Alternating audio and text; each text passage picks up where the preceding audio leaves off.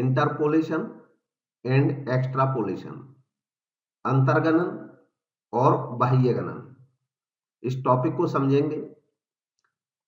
Interpolation और extrapolation कहते किसको हैं? जब हमारे पास कोई डेटा अवेलेबल हो, जैसे ये डेटा अवेलेबल है और इस डेटा के बेस पे कोई अननोन वैल्यू, जैसे यहाँ पे ये एक अननोन वैल्यू है, उसको हम पता लगाना चाहते हैं, तो उसको पता लगाने की टेक्निक होती है इंटरपोलेशन और एक्स्ट्रापोलेशन। ये स्टैटिस्टिकल टेक्निक्स हैं, यानी कि सांख्यिकी की विधियां हैं, जिनके माध्यम से हम दिए हुए डेटा सेट में कोई डेटा जो अननोन है उसकी वैल्यू का पता लगाने के लिए यूज किए जाते हैं। इंटरपोलेशन उस समय कहा जाता है जब गिवन लिमिट्स के अंदर ही हमें कोई डेटा एस्टिमेट करना होता है। जैसे यहाँ पे ये हमें 2020 से लेकर 2024 तक का डेटा दिया है और इसमें इसके अंदर ही 2022 आता है, इसका डाटा हमें पता लगाना है, इसकी वैल्यू, तो इसे इंटरपोलेशन कहेंगे। और अगर हमें इससे बाहर की किसी वैल्यू का पता लगाना होता, जैसे अगर हमें 2025 का डाटा पता करना है, तो इसका मतलब जो ये गिवन वैल्यूज है ये इनसे आउटसाइड चला गया, value outside the given limits of the available data, available data की वैल्यू से बाहर का डाटा हमें पता करना है, तो ऐसे केस में इसको एक्स्ट्रापोलेशन कहा जाता है। दोनों को कैलकुलेट करने का जो तरीका या मेथड होते हैं वो एक ही जैसे होते हैं। अब हम बात करते हैं कि assumptions of interpolation and extrapolation. Interpolation और एक्स्ट्रापोलेशन के लिए हमें कुछ assumption माननी होती हैं, कुछ मान्यताएं होती हैं, जैसे there should not be sudden ups and downs in the data. जो डेटा दिया है उसमें अचानक बहुत ज्यादा अप्स या डाउन नहीं होने चाहिए, क्योंकि अगर ऐसा होगा तो हम सही कैलकुलेशन का पता नहीं लगा पाएंगे। उसका कारण ये होता है, जैसे इस डेटा को देखने से पता चल रहा है कि ये 100 था, फिर 120 हो गया, फिर ये गिवन नहीं है, फिर 150 हो गया, फिर 180 हो गया, यानी कि नॉर्मल जैसा सामान्य है धीरे धीरे बढ़ता जा रहा है। तो केवल हम एस्टिमेट करते हैं और वो एस्टिमेट नियर टू एक्यूरेट रहता है, यानी कि जो सही होगा उसके आसपास ही होता है, एकदम एक्यूरेट तो संभव नहीं है, हम केवल एस्टिमेशन करते हैं, वो एस्टिमेशन नजदीक रहता है।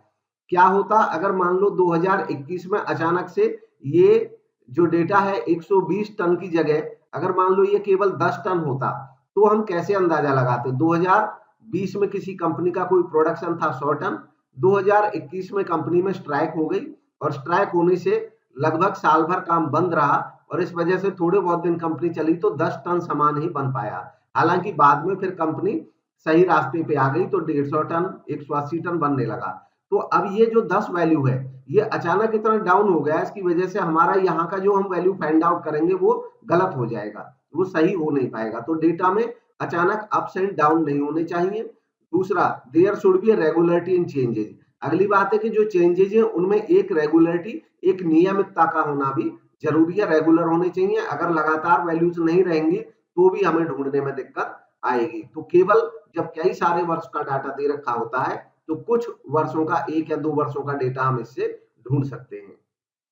नेक्स्ट है need of interpolation and extrapolation. जरूरत क्यों बढ़ती है इंटरपोलेट करने की और एक्स्ट्रापोलेट करने की? जब हमें कोई डेटा दे रखा होता है तो क्या कारण होते हैं जिनसे हमें किसी पर्टिकुलर ईयर का या किसी पर्टिकुलर कंपनी से रिलेटेड किसी डेटा की जरूरत होती है? तो उसके कारण होते हैं कि डिस्ट्रैक्शन के केस में डेटा को एस्टिमेट करना, कभी कभी डिस्ट्रैक्ट हो जाती है सीरीज, कोई एक पर्टिकुलर डाटा गायब हो जाता है, तो उस डिस्ट्रैक्ट डाटा को, उस समाप्त हुए डाटा को ढूंढने के लिए हम एस्टिमेशन करते हैं। दूसरा होता है इंटरमीडिएट ईयर्स की वैल्यू ढूंढना। कभी कभी क्या होता है कि हमें जो वैल्यूज दी होती हैं वो ऐसे दी होती हैं कि हर 5 साल बाद की वैल्यू है, अब हमें बीच की कोई वैल्यू चाहिए, तो उसके लिए भी हमें इंटरपोलेशन का सहारा लेना पड़ता है। Estimation of data for future forecasting. कभी कभी फ्यूचर के लिए, यानी कि हमारे पास जैसे अभी हम प्रोडक्शन देखते हैं कि किसी भी पर्टिकुलर कमोडिटी का इंडिया में हमारे पास 2020 का डाटा अवेलेबल है, 21 का है, 22 का है, 23 का है और 24 अभी समाप्त नहीं है। मान लीजिए हमें 24 का भी दिसंबर में मिल जाएगा डेटा, लेकिन अब हमें 25 का डेटा चाहिए, तो फ्यूचर फोरकास्टिंग के लिए भी हम इसका सहारा ले सकते हैं, एक्स्ट्रा एक्सट्रापोलेशन का। इनको यहाँ पे मिला करके डिस्कस कर रहे हैं हम, क्योंकि इन दोनों की जो मेथड है वो लगभग एक ही है, बस डाटा ढूंढना होता है। अंतर केवल इतना है कि उस अवधि के बीच का डाटा ढूंढते हैं तो इंटरपोलेशन, और उससे बाहर का डाटा है तो extrapolation. Then for comparative study of data given for different years, कभी कभी अलग अलग संस्थाओं की हम कंपैरिजन करना चाहते हैं लेकिन उनके जो पीरियड है वो डिफरेंट है, तो जो डेटा है वो भी डिफरेंट ईयर्स का है, तो हमें उस डेटा को सेम ईयर का करना पड़ेगा ताकि हम सही मैच कर पाए, तो इसलिए भी हमें इंटरपोलेशन और एक्सट्रापोलेशन का सहारा लेना पड़ता है। देन नेक्स्ट है main methods of interpolation in extrapolation. जो मुख्य मेथड्स हैं उनमें बाइनोमियल मेथड, न्यूटन्स मेथड और लैग्रेंजेस मेथड, तो इनको हम डिस्कस भी वन बाय वन करेंगे और इनसे रिलेटेड न्यूमेरिकल्स भी देखेंगे। सबसे पहले बात करते हैं बाइनोमियल मेथड की। बाइनोमियल मेथड जो है ये अलजेब्रा में बाइनोमियल थ्योरम पे बेस्ड है। ये मेथड अप्लाई किया जाता है उस केस में जब दो कंडीशन सेटिस्फाई हो, मतलब बाइनोमियल मेथड को हम कब यूज करते हैं इंटरपोलेशन या एक्सट्रापोलेशन के लिए, जब ये दो कंडीशन सेट हो। पहला है X series advances by equal interval. जो एक्स सीरीज है वो इक्वल इंटरवल से बढ़नी चाहिए। जैसे यहाँ पे हम देख रहे हैं ईयर दिया है, प्रोडक्शन दिया है। जो ईयर है ये जो डेटा होता है ये इंडिपेंडेंट है और जो प्रोडक्शन है वो डिपेंडेंट है, यानी कि जो प्रोडक्शन डिपेंड कर रहा है अलग अलग ईयर पे, ये डिपेंडेंट डेटा है, तो ईयर को हम एक्स सीरीज बोल देते हैं और जो प्रोडक्शन है इसको वाई सीरीज बोल देते हैं। अब ये कह रहे हैं कि ये जो एक्स सीरीज है ये इसमें इक्वल इंटरवल होना चाहिए, तो हम देख रहे हैं 2020 के बाद 21 है, यानी कि एक साल बाद, फिर एक साल बाद, फिर एक साल बाद, फिर एक साल बाद। जब इस तरह डेटा दिया होता है तो उस समय हम बाइनोमियल मेथड का यूज कर पाते हैं। दूसरा है value to be interpolated is one of the equidistant value of X series. अगली बात है कि जो वैल्यू हमें ढूंढनी है, जैसे हमें 2022 की वैल्यू ढूंढनी है तो ये भी इक्विडिस्टेंट वैल्यू होनी चाहिए एक्स में, तो ये भी इक्विडिस्टेंट वैल्यू है, यानी कि 2020, 21, 22 ये सब एक एक साल के गैप पे हैं, तो इनमें बराबर गैप बना हुआ है। अगर ये समान नहीं होता तो भी हम इसको नहीं ढूंढ पा सकते थे। नेक्स्ट है, अब ये एग्जाम्पल के माध्यम से इसको देखते हैं, सीखते हैं। सबसे पहला एग्जाम्पल है, इसी को करते हैं। तो हमें इस केस में फाइंड आउट करना है, इंटरपोलेट करना है एक डेटा। कैसे करेंगे? सबसे पहला काम आपको करना है, पहला स्टेप जो है वो ये है कि जो y सीरीज है आप इसको y0, y1, y2, y3, y4 जहां तक भी ये हो नाम देते चले जाते हैं, जीरो से स्टार्ट करते हैं।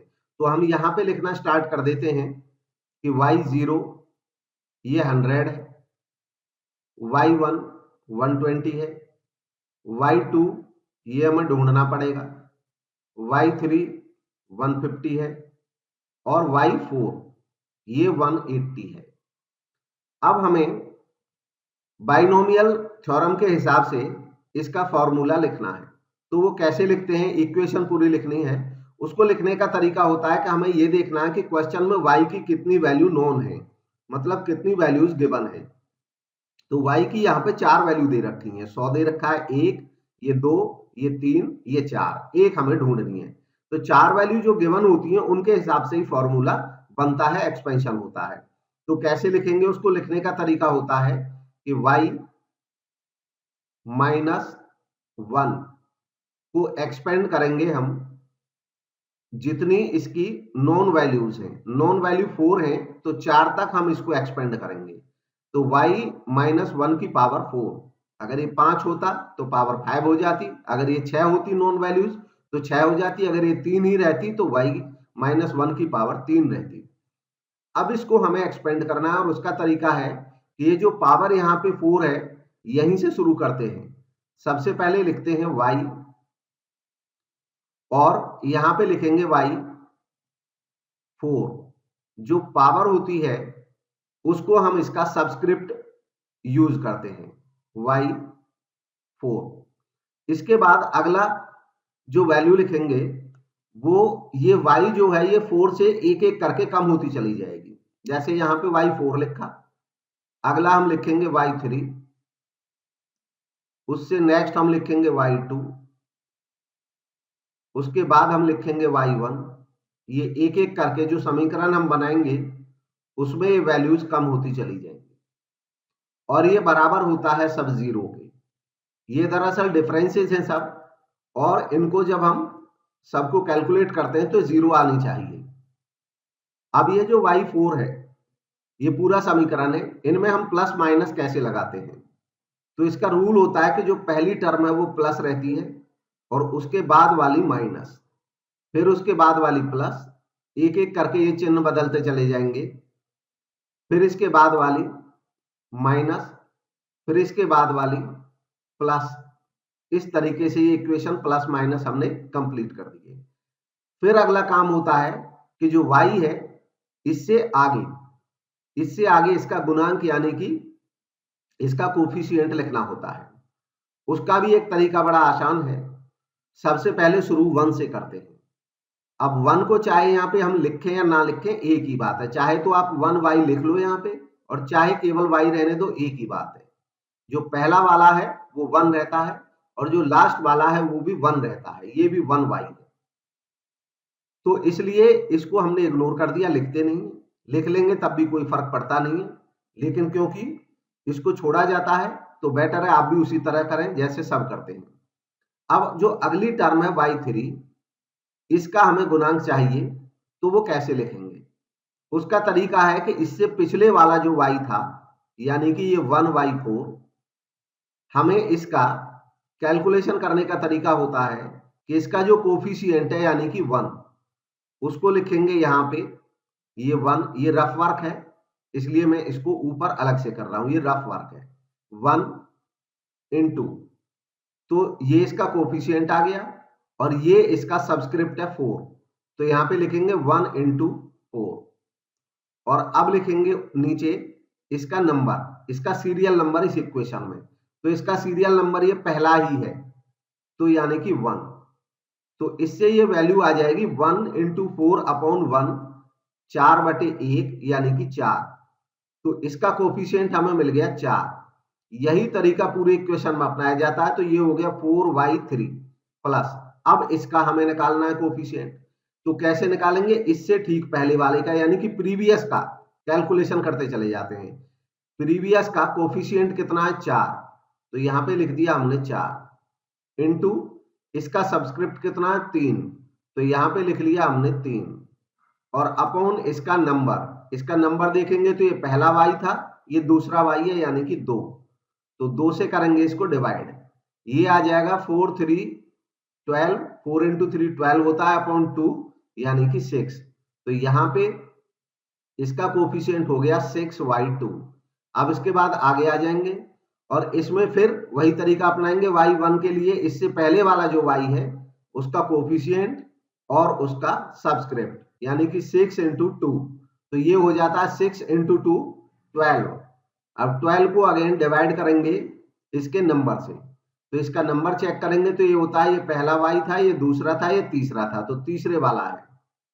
3 से इसको डिवाइड करेंगे, ये आ जाएगा 4, तो इसका कोफिशिएंट 4 आ जाएगा। फिर अगला y देखते हैं, इसके लिए फिर इससे प्रीवियस y ये है और इसका जो कोफिशिएंट है वो 4 है और सब्सक्रिप्ट 1 है, तो 4 गुना 1 बराबर आएगा 4। ये रफ वर्क कर रहे हैं ऊपर हम।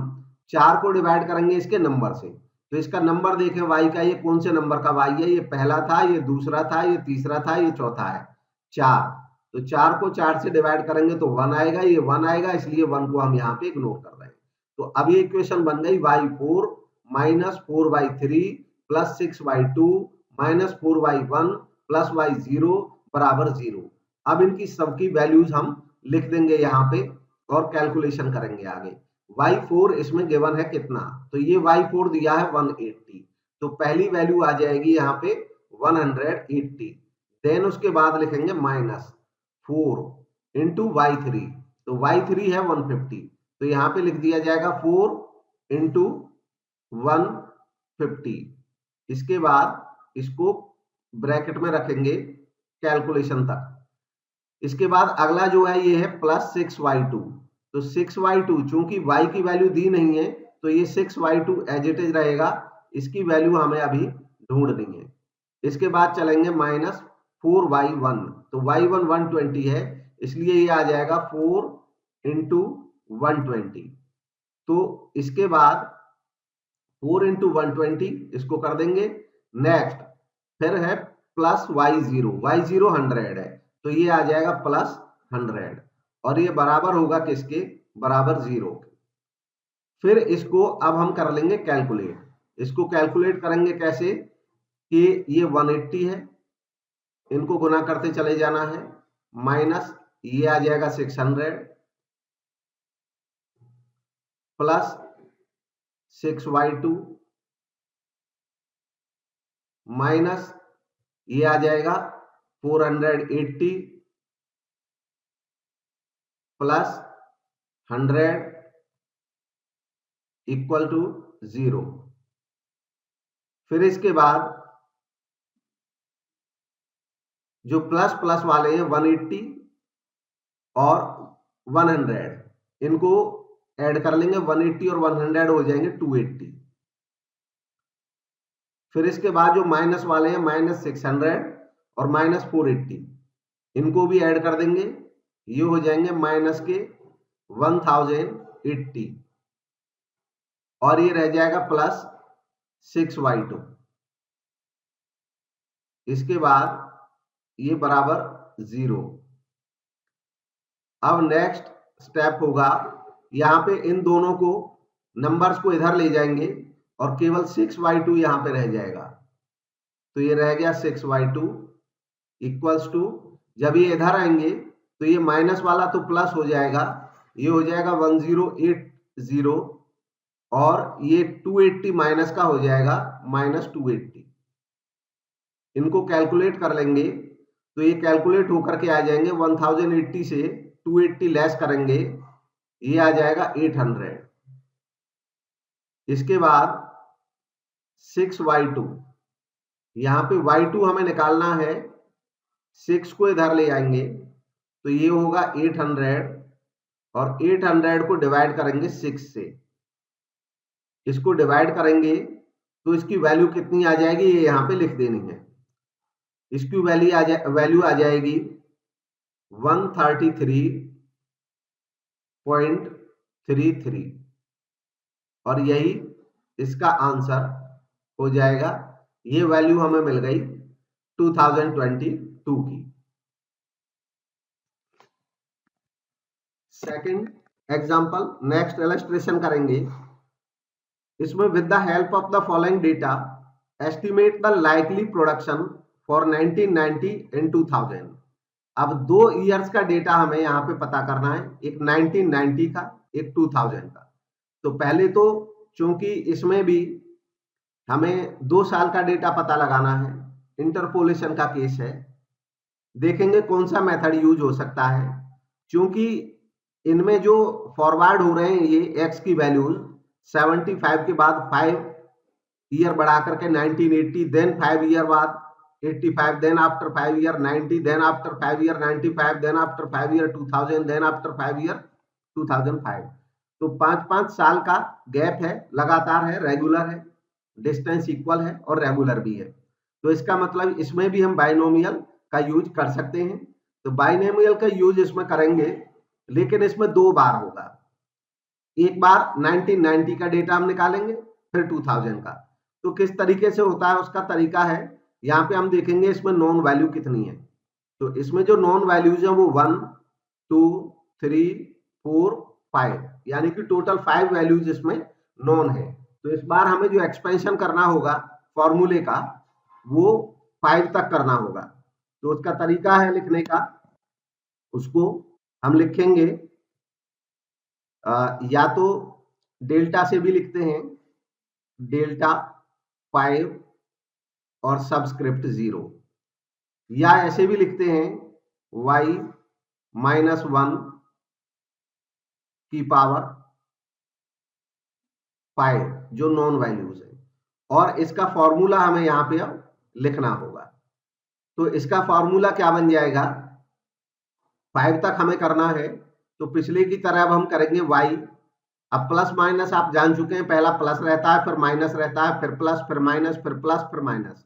दूसरा, आपको इसके सबस्क्रिप्ट का भी पता है कि पहली बार y5 लिखेंगे, देन अगला y4 होगा, then y3, then y2, then y1, then y0 और इक्वल्स टू 0 आ जाता है। इसके बाद इसका जो गुणक होता है उसको हम लिखेंगे, पहले का y 1 रहता है इसलिए इग्नोर कर देते हैं, और उससे नेक्स्ट का लिखने का तरीका होता है वो हम इस बार यूज करेंगे और शुरू से पूरी इक्वेशन फ्रेम करेंगे। पहली बार सिखाने के लिए स्टेप्स में बताई थी, इस बार कंप्लीट लिखेंगे यहीं से। तो कंप्लीट इक्वेशन जब लिखेंगे तो कैसे लिखा जाएगा, ये y5 था, नेक्स्ट जो वैल्यू होगी वो माइनस की होगी, और अगला जो y है उसका हमें यहाँ पे कोफिशिएंट कैसे लिखना है कि ये जो y है पहले वाला, इसका कोफिशिएंट 1 है और इसका सबस्क्रिप्ट 5 है।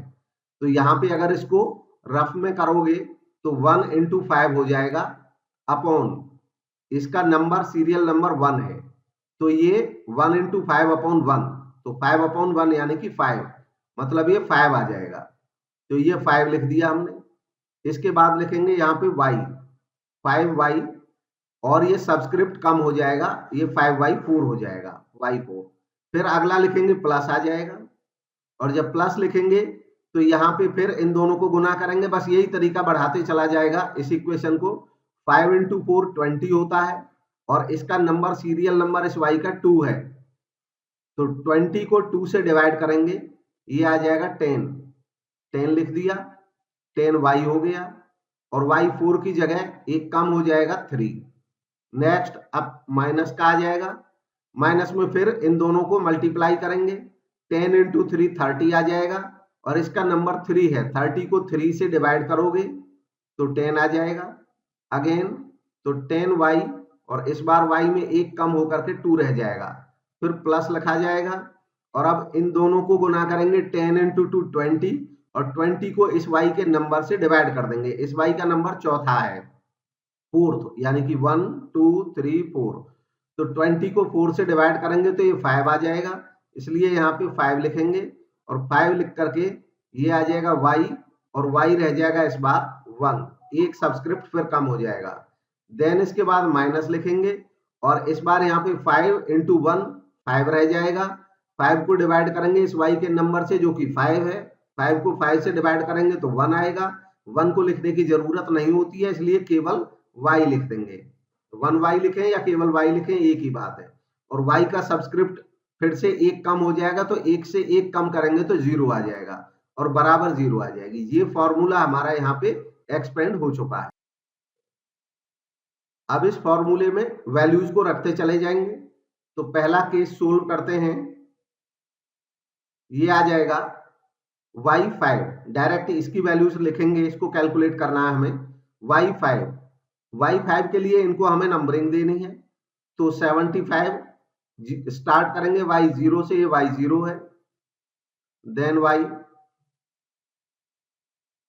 y1 हो जाएगा, देन y2 हो जाएगा, देन y3 हो जाएगा, y3 हमें पता लगाना है, देन y4 हो जाएगा, देन y5 हो जाएगा, तो y5 का भी पता लगाना है, देन y6 हो जाएगा। अब हम इन वैल्यूज को यहाँ पे पुट करेंगे, तो y5 क्वेश्चन में दिया नहीं है इसलिए y5 एज इट इज बना रहेगा, देन माइनस 5y4, तो y4 क्वेश्चन में गिवन है, y4 है 350, तो 5 into 350 कर देंगे, इनको मल्टीप्लाई करना होगा, देन नेक्स्ट लिखेंगे प्लस 10y3, तो y3 क्वेश्चन में नहीं गिवन है इसलिए ये 10y3 एज इट इज लिख दिया जाएगा, देन माइनस 10y2, y2 दिया है 260, तो यहाँ पे लिखेंगे 10 into 260, इसके बाद इनको ब्रैकेट में रखेंगे, देन आ जाएगा प्लस 5y1, तो 5 into y1 यहाँ पे 220 है, तो 5 into 220 आ जाएगा, देन माइनस y0 200 है, और ये इक्वल्स टू 0 हो जाएगा। इसके बाद हम इनको फिर से कैलकुलेट कर लेंगे, ये आ जाएगा y5, ये -5 से इसको मल्टीप्लाई कर देंगे तो ये आ जाएगा 0, 5 5 25, 5 3 15 and 2 17, 1750 प्लस ये 10/3 आ जाएगा, देन ये आ जाएगा -2600, 2600 आ जाएगा, 2600 प्लस इसको 5 से मल्टीप्लाई करेंगे तो 0, 5 2 10, 5 2 10 1 11, 1100, then -200 and then equal to 0। इसके बाद अब फिर यहाँ पे लिखेंगे y5 और इन वैल्यूज को एक तरफ लिख लेंगे, y5 जो y की वैल्यूज हैं प्लस 10y3, बाकी सबको ये माइनस का 1750 है, ये माइनस का 2600 है, ये माइनस का 20 है। एक तो इनको तीनों को टोटल कर देना है और टोटल करके इनको इस साइड ले आना है। इस साइड जब इनको लाएंगे तो ये टोटल करके सब प्लस के हो जाएंगे।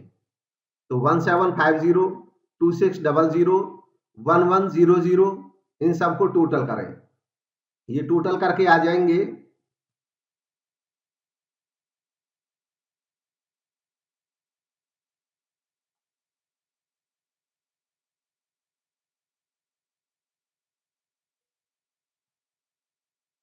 4550। तो एक तो ये टोटल हो गए और दूसरी साइड आए तो ये प्लस के हो गए, और ये जो प्लस 1100 था 1100 रुपए, ये दूसरी साइड आएगा तो ये माइनस का हो जाएगा -1100। अब 4550 से 1100 माइनस करेंगे, ये आ जाएगा 3450। अब हमारे पास ये एक इक्वेशन आ गई, y5 plus 10y3 equals to 3450। ये बन गई इक्वेशन 1।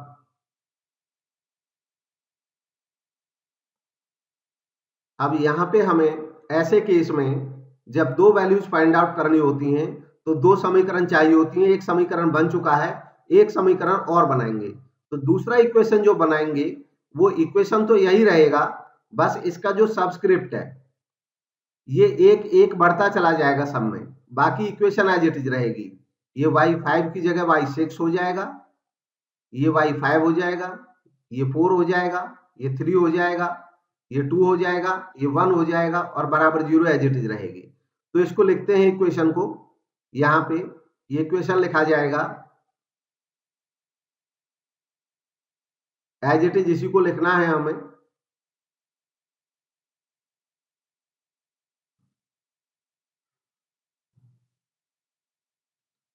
सेकंड इक्वेशन वो हो जाएगा, उसको दिखाते इस तरीके से हैं, डेल्टा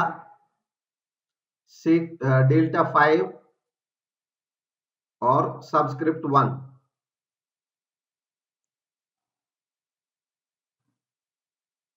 अब इसमें लिखेंगे इक्वल, डायरेक्ट लिखना शुरू कर देते हैं। y5 की जगह ये y6 हो जाएगा, जो सबस्क्रिप्ट है वो बढ़ता चला जाएगा, बाकी एज इट इज रहेगा। -5y5 हो जाएगा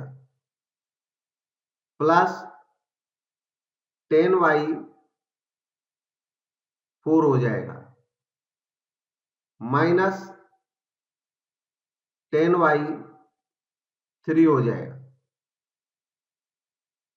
प्लस 5y2 हो जाएगा माइनस y1 हो जाएगा और इक्वल टू 0 हो जाएगा। इसकी वैल्यूज रख देंगे कैलकुलेशन के लिए। y6 अब y6 देख लेते हैं, ऊपर से वैल्यूज गिवन है इनकी। y6 दिया है 430, तो यहां पे लिख लेंगे y6 के लिए 430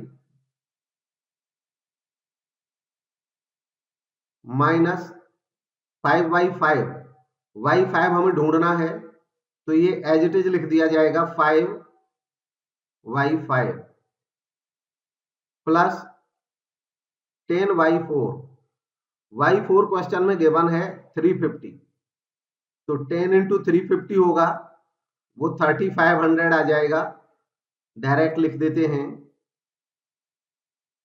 इसके बाद माइनस 10/3, y3 अगेन हमें ढूंढना है, तो 10/3 एज इट इज आ जाएगा, प्लस 5/2, y2 क्वेश्चन में गिवन है 260, 5 से मल्टीप्लाई कर देंगे, y2 का मान ऊपर टेबल में 260 दिया है, तो वो आ जाएगा 1300। इसके बाद माइनस y1 की वैल्यू है 220 लिख देंगे, और इक्वल टू हो जाएगा 0। अब इनको सबको कैलकुलेट करना है हमें, तो इनको कैलकुलेट करेंगे। 430, 3500, 1300, इन सबको ऐड कर देंगे और इसमें से 220 लेस कर देंगे। इसकी जो वैल्यू आ जाएगी ऐड लेस करके,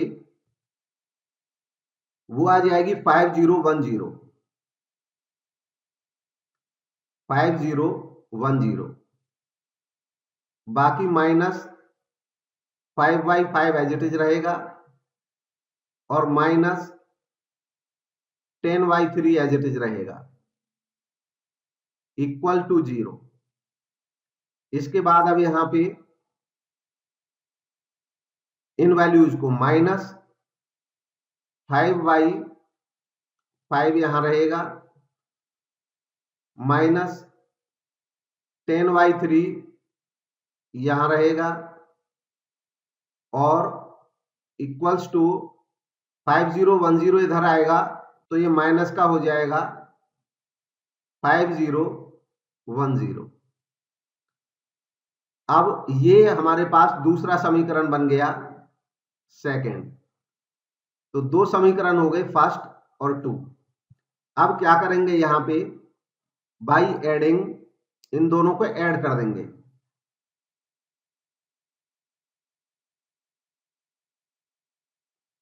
बाई एडिंग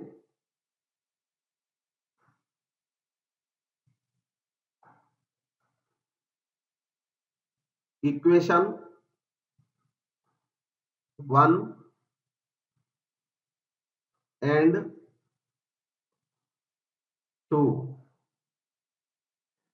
इन दोनों को ऐड करेंगे,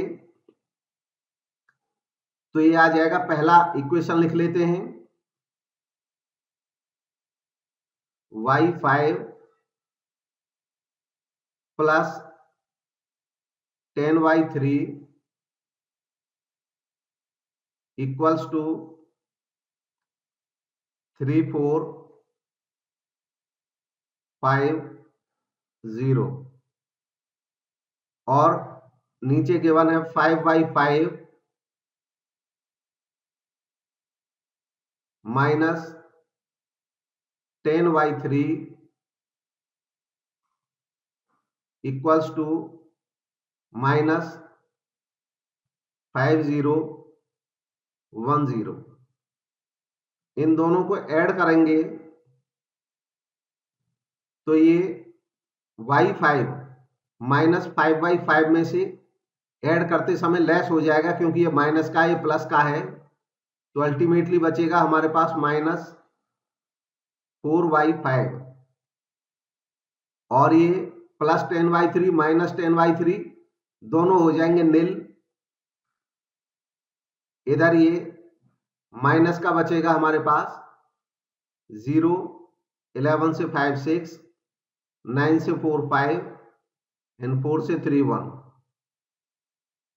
ये माइनस माइनस दोनों तरफ हट जाएगा, तो अल्टीमेटली बच जाएगा 4y5 इक्वल्स टू 1560 और ये y5 आ जाएगा 1560 डिवाइडेड बाई 4, इसकी वैल्यू आ जाएगी 390। तो एक वैल्यू मिल गई हमें y5 की। अब y5 की वैल्यू इस पहले समीकरण में रख देंगे, तो इसको यहां पे लिखेंगे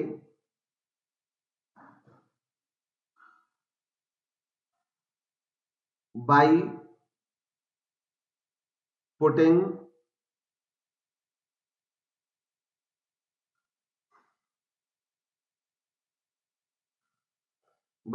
value of y5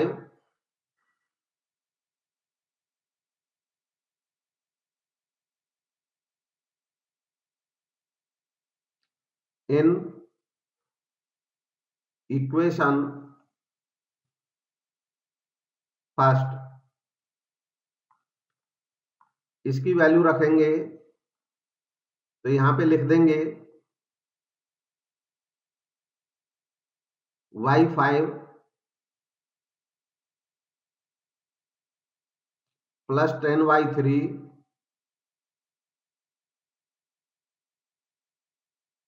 equals to